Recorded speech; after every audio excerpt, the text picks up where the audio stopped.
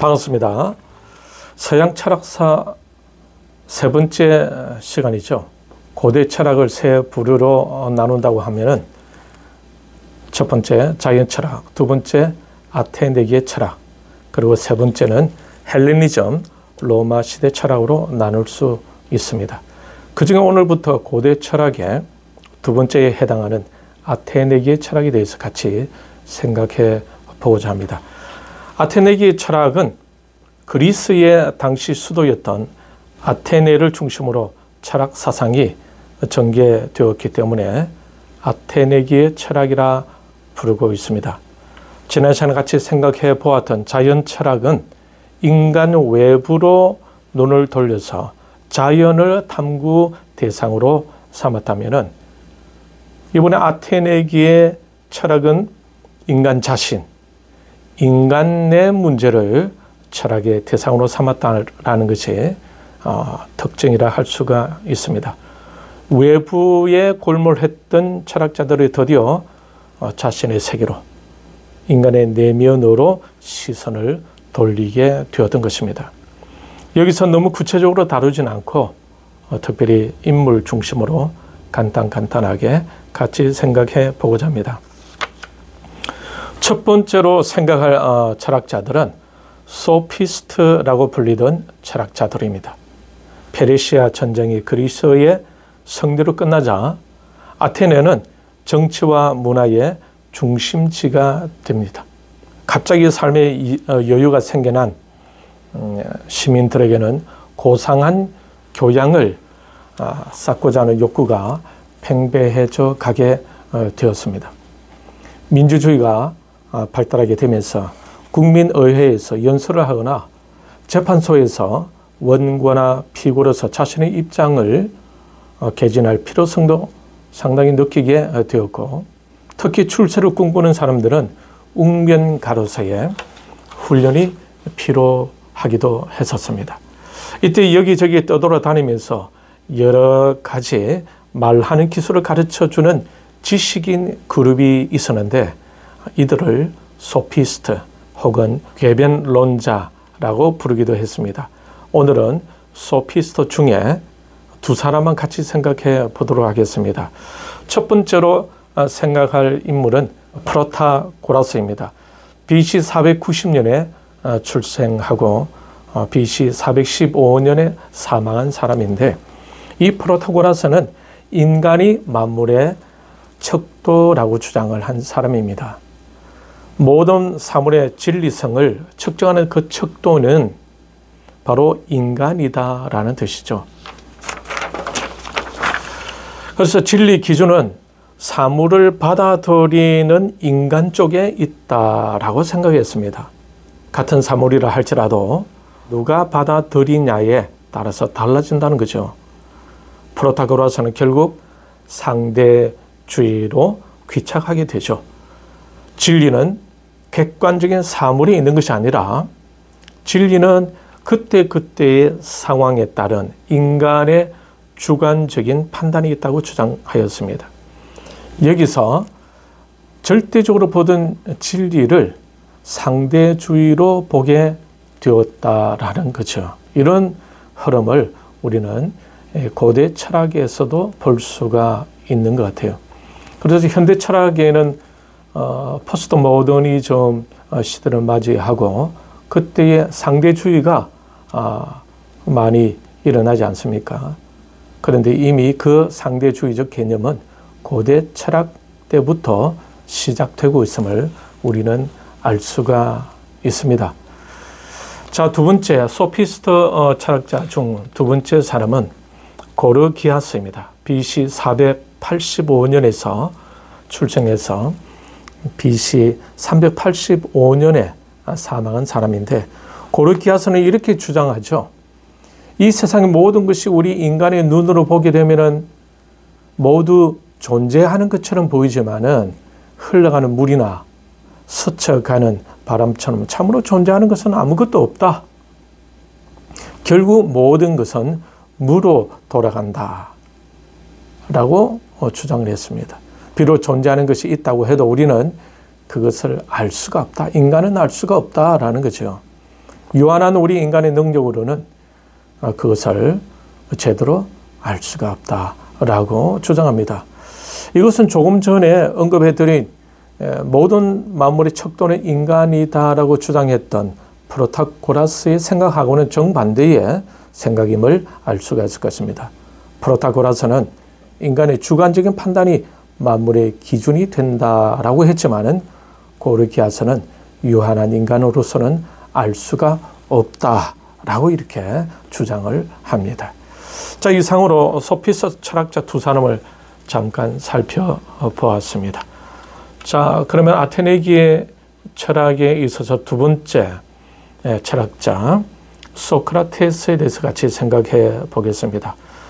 소크라테스는 BC 469년에 출생하고 BC 399년에 사망을 하게 됩니다.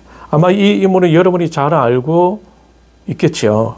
세계 4대 성인이라고 하게 되면은 보통 어떻게 말합니까? 공자, 석가모니, 그리고 예수님과 함께 소크라테스를 언급하지 않습니까? 그만큼 유명한 인물인 거죠.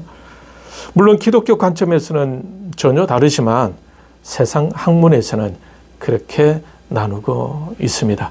그래서 여기서 우리는 이 세상에서는 어떻게 생각을 하고 있는가, 이런 관점도 한번 살펴본다면은 기독교 관점하고 비교도 해볼 수가 있을 것입니다. 소크라테스라고 하면 아마 이런 얘기를 들어본 적이 있을 것입니다. 어떤 제자가 소크라테스에게 이렇게 물었습니다. 선생님, 결혼하는 것이 좋겠습니까? 결혼을 하지 않는 것이 좋겠습니까? 라고 이렇게 물었죠. 그러자 소크라테스는 이렇게 대답을 합니다. 결혼하게 온순한 아내를 얻으면 행복할 것이고 사나운 아내를 얻으면 철학자가 될 것이네 라고 말을 했다고 합니다. 여러분 들어본 기억이 있을 것입니다. 소크라테스 하게 되면 또 우리가 기억나는 것은 교육 방법에 대해서 우리가 말하지 않을 수가 없을 겁니다. 소크라테스의 교육법을 한마디로 뭐라고 하냐면 산파술이라고 합니다. 산파는 산모가 아이를 낳을 때 옆에서 도와주는 역할만 하는 것이지 출산이 더디다고 해서 산모 대신 아이를 낳아줄 수 없다는 것이죠. 아무리 고통이 크더라도 아이는 산모 자신의 힘으로 낳아야만 한다라는 것입니다. 그것처럼 진리는 배우는 사람 스스로에 의해서 산출되는 것이지 스승이 대신해서 낳아줄 수가 없다라는 뜻입니다. 가르치는 사람은 배우는 사람이 스스로 깨닫도록 도와주면 되고 또 그래야 된다라고 소크라테스가 주장을 했습니다. 이것이 바로 소크라테스의 교육 방법입니다. 그리고 소크라테스 하면 떠오르는 문구가 한 가지 있을 텐데 어떤 것이겠습니까? 잘 아는 어떤 문구인데 너 자신을 알라. 그 당시에 현자들은 자신들이 무지하다는 사실을 모르고 있었습니다. 그러나 소크라테스는 그 현자들보다 적어도 한 가지는 더 알고 있었다는 셈인데 그것은 바로 무지에 대한 깨달음이었다라는 거죠. 모든 진리는 무지를 자각하는 사람들만이 발견할 수 있다라고 소크라테스는 말하고 있습니다. 또 소크라테스 하게 되면 떠오르는 말이 하나 더 있는데 어떤 것이겠습니까? 그것은 악법도 법이다. BC 431년에 아테네와 스파르타 사이의 동족 상잔의 비극인 펠레폰네소스 전쟁이 있었습니다. 이 전쟁에서 스파르타가 승리하게 되자 아테네에서는 공포 정치가 진행되었습니다. 이때 소크라테스는 위원회에 끌려가서 당신이 하고 있는 교육을 그만하라 라는 경고를 받게 됩니다. 그때 소크라테스는 정치적인 기반을 완전히 상실하게 되었고 결국 누명을 쓰고 고소를 당하면서 처형의 위기까지 당하게 되죠. 그 당시 아테네를 지배하던 부정한 야심가들에게는 이 소크라테스가 눈의 가시와 같은 존재였을 것입니다. 왜냐하면 소크라테스가 모든 진리의 기초를 도덕에 두고 있었기 때문입니다. 그러는 중에 소크라테스는 재판 중에서도 시민들과 배심원들을 꾸짖으며 정의와 진리의 길을 설파했습니다. 결국 배심원들의 비위까지 거스르게 되면서 360대 140이라고 하는 큰 표차로 사형을 선고받습니다. 이때도 소크라테스는 조금도 요동하지 않죠. 왜냐하면 소크라테스의 죽음에 대한 정의는 무엇이었습니까? 죽음이란 몸에서 영혼이 빠져나가는 것이다라고 생각했기 때문입니다. 그래서 소크라테스는 용기 있게 이렇게 말을 하죠. 내가 지금까지 아테네 법률을 지키며 잘 살아왔는데 나에게 불리해졌다고 해서 법을 어기는 것은 비겁한 일이지 않는가. 이렇게 말하면서 외친 것이 바로 악법도 법이다라는 말입니다. 사실 요즘 시대에 보게 되면 법을 많이 부르짖는 사람들도 자기에게 불리하게 되면 또 법을 주장하지 않습니다. 참 여러 가지 이런 현상들을 바라보면서 악법도 법이다. 이런 소크라테스의 말이 참 많이 생각이 나곤 하네요. 사형 선고를 받은 소크라테스는 이제 해가 지자 음식을 원하는 대로 실컷 먹고 또 마신 후에 사약을 빨리 가져오도록 재촉을 했다고 합니다. 독이 든 잔을 간수에게서 받아 들고는 태연하게 기도를 올립니다. 그런 다음에 조용히 그 독약을 마셔 버렸다고 합니다. 소크라테스의 죽음에 대해 독일의 철학자 야스퍼스는 이렇게 말을 합니다. 소크라테스에게 죽음은 비극이 아니었다. 그는 죽음을 초월하고 있었다.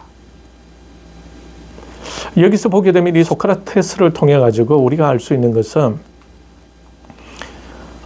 영혼이 있다라는 사실을 우리는 또 소크라테스를 통해서 알게 되어집니다. 그래서 소크라테스는 영혼이 있고 영혼이 빠져나가는 것이 죽음이다 라고 이렇게 생각을 했죠.